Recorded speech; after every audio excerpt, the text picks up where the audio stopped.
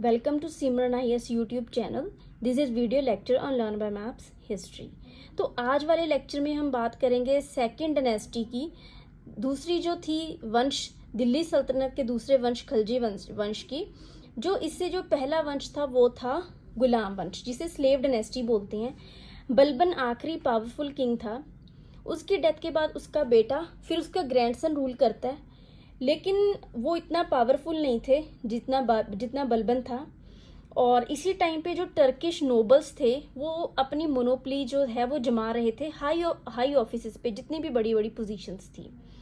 जो खलजीज थे वो जब मोहम्मद गौरी ने इंडिया पे हमला किया था तो उस टाइम इंडिया में आके सेटल हुए थे। ये अफगान और टर्किश दोनों रेसिस के मिक्सचर थे, और जब ये इंडिया में आए थे तो यहीं पे सेटल हो गए थे। जब ये गुलाम वंश को हटा के खलजी डायनेस्टी जो है स्थापित करते हैं, स्टैब्लिश करते हैं, तो इसे खलजी रेवोल्यूशन कहा गया। खलजी रेवोल्यूशन इसलिए कहा गया क्योंकि इन्होंने बिना किसी नोबल के, बिना किसी उलेमा की हेल्प से अपनी तलवार के दम पर जो है ये राज्य हासिल करते हैं, दिल्ली के सुल्तान बनते हैं। जो सबसे पहला रूलर था वो था जलालुद्दीन खिलजी। वो 70 साल का था, 70 ईयर्स ओल्ड, जब वो दिल्ली सल्तनत में जाके कब्जा करता है और सुल्तान बन जाता है। ये 2090 से लेके 2096 की बात है। उसके बारे में कहा जाता है कि वो काफ़ी जनरस था, काफ़ी लीनियंट रूलर था। एक बार जो है कड़ा में मलिक छज्जू जो गवर्नर था वो रिवॉल्ट कर देता है, बगावत कर देता है। तो जो जलालुद्दीन खिलजी है अपने सन इन लॉ को, जो अलाउद्दीन खिलजी था, उसको कड़ा में भेजता है, कड़ा नाम की जगह पे, कि तू इस जो रिवॉल्ट है उसको दबा। तो वो जाता है, मलिक छज्जू के रिवॉल्ट को दबा देता है।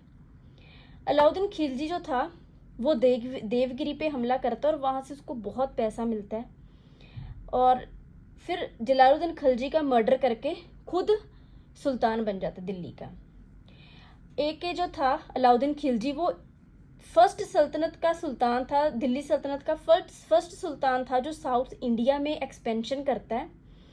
देवगिरी पे पहले 1296 में, फिर 1307, फिर 1314 पे हमला किया। गुजरात पे रणथंभौर, चित्तौड़ और मालवा, बहुत सारे इंडिया के एरिया पे कब्जा कर लिया था। जो अलाउद्दीन खिलजी है, गुजरात के जो राजा थे करण देव, उनको हरा देता है, और उनकी जो वाइफ थी कमला देवी, उससे शादी हो जाती है। नेक्स्ट जो हम एक इम्पॉर्टेंट चीज़ जो देखते हैं in the history of Delhi सल्तनत, दैट वाज चित्तौड़ की लड़ाई। ये लर्न बाय मैप्स के थ्रू आप देख सकते हैं। जो अलाउद्दीन खिलजी था वो दिल्ली में था, अब उसको गुजरात पे हमला करना था, गुजरात पे रूल करना था, और यहीं से होते हुए साउथ इंडिया जाना था। तो रास्ते में जो था चित्तौड़ पड़ता था, तो चित्तौड़ पे हमला करता है। चित्तौड़ पे उस टाइम जो रूल कर रहा था वो था रावल रतन सिंह। रावल रतन सिंह की एक वाइफ थी पद्मावती, या पद्मिनी, यानी पद्मिनी बोला जाता है।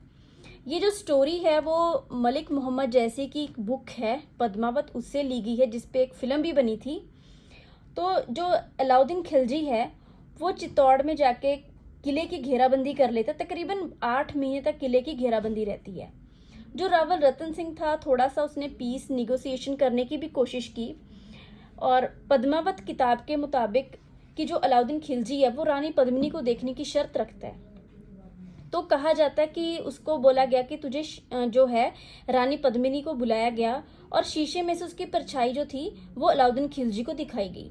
रावल रतन सिंह इस टाइम पैलेस के या किले के बाहर थे, तो उनको जो इन्होंने, इसके सैनिकों ने कब्जे में कर लिया, अलाउद्दीन खिलजी के सैनिकों ने। लेकिन जो गोरा और बादल जो थे, उनके सिपाही थे रावल रतन सिंह के, वो रावल रतन सिंह को जो है आज़ाद करवा लाते हैं। रावल रतन सिंह की इस लड़ाई में मौत हो जाती है, और जो पद्मिनी, रानी पद्मिनी है, वो जौहर कर लेती है, यानी कि सभी औरतों के साथ मिलके जो आग है उसमें छलांग लगा देती हैं और सती हो जाती हैं। अलाउद्दीन खिलजी जो है अपना, उसका एक छोटा सा बेटा था खिजर खान, उसको गवर्नर बना देता है और चित्तौड़ का नाम खिजराबाद रख देते हैं। और कुछ टाइम बाद जो खिजर खान था वो एक पपेट रूलर था मालदेव, उसको गवर्नर बना देता है चित्तौड़ का, यानी खिजराबाद का। इसी दौरान जो राजपूत है वो जंगलों में चले गए और गुरिल्ला वारफेयर, यानी गुरिल्लों की तरह लड़ाई की तैयारी करने लगे, दोबारा से अपना राज हथियाने के लिए। जब मालदेव को पपेट रूलर बनाया जाता है तो बहुत सारे जो राजपूत हैं उसको रिकग्नाइज नहीं करते। फिर जब अलाउद्दीन खिलजी की मौत हो जाती है तो उसकी मौत के 2 साल के बीच ही जो रावल रतन सिंह का बेटा था हमीर, वो मालदेव को भगा के खुद किंग बन जाता है। इसी दौरान जो अलाउद्दीन खिलजी था एक उसका कमांडर इन चीफ था मलिक काफूर। मलिक काफूर ने रामचंद्र देवा जो देवगिरी का राजा था और ककेत्या, होयसल पांड्या, इन किंगडम्स के बारे में हम पहले पढ़ चुके हैं। राजपूत के टाइम पे उनको हरा देता है। उसके बाद जो मलिक काफूर है रामेश्वरम में एक विजय स्तंभ यानी एक विक्ट्री पिलर जो है वो बनाता है। जो अलाउद्दीन खिलजी था वो एक टाइटल एज्यूम कर लेता है, अपने आप को सिकंदर सैनी बोलता है, यानी कि ये भी अलेक्जेंडर की तरह, जो सिकंदर था उसी की तरह अपने आप के साथ ये क्या करता है, एक टाइटल ले लेता है और चाहता है कि मैं भी पूरी दुनिया को जीत लूं जिस तरह से सिकंदर ने कोशिश की थी।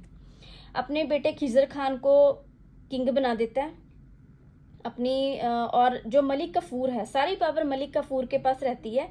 लेकिन हमें पता है कि जो नोबल्स थे उनमें काफ़ी साजिशें चलती रहती हैं और बनने के कुछ महीने बाद ही जो मलिक काफूर है उसकी डेथ हो जाती है, उसका असैसिनेशन हो जाता है। फिर अलाउद्दीन खिलजी के दूसरे बेटे कुतुबुद्दीन मुबारक को किंग बना दिया जाता है, जो कि देवगिरी को दिल्ली सल्तनत में मिला लेता है। फिर जो कुतुबुद्दीन मुबारक का प्राइम मिनिस्टर था नसूरुद्दीन खिसरू, वो उसका मर्डर कर देता है और खुद सुल्तान बन जाता है और ये खलजी डायनेस्टी का आखिरी सुल्तान था।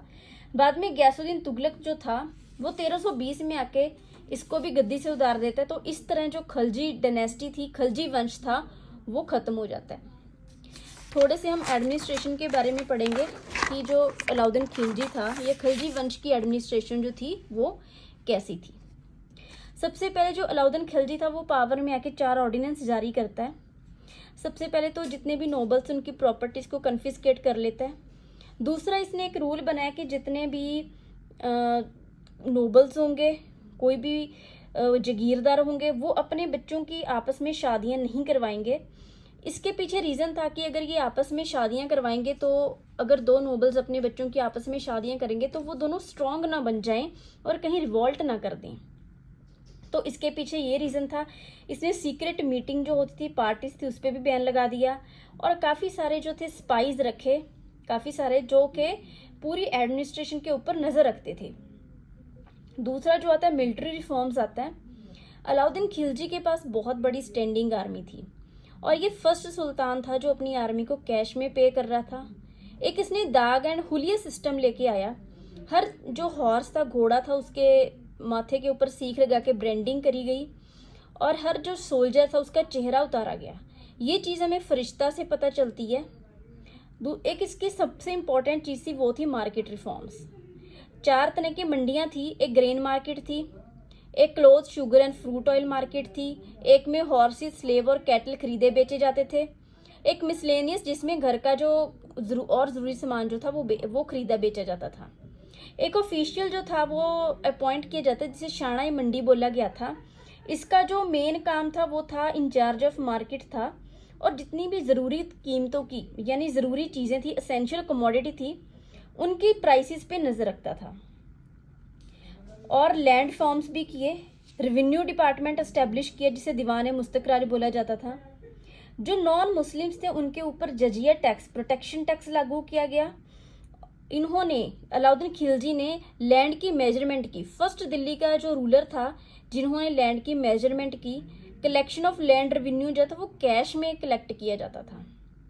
और अलाई दरवाज़ा भी इन्होंने इस्टेब्लिश किया, अगर हम बिल्डिंग्स में बात करें, आर्ट एंड कल्चर में।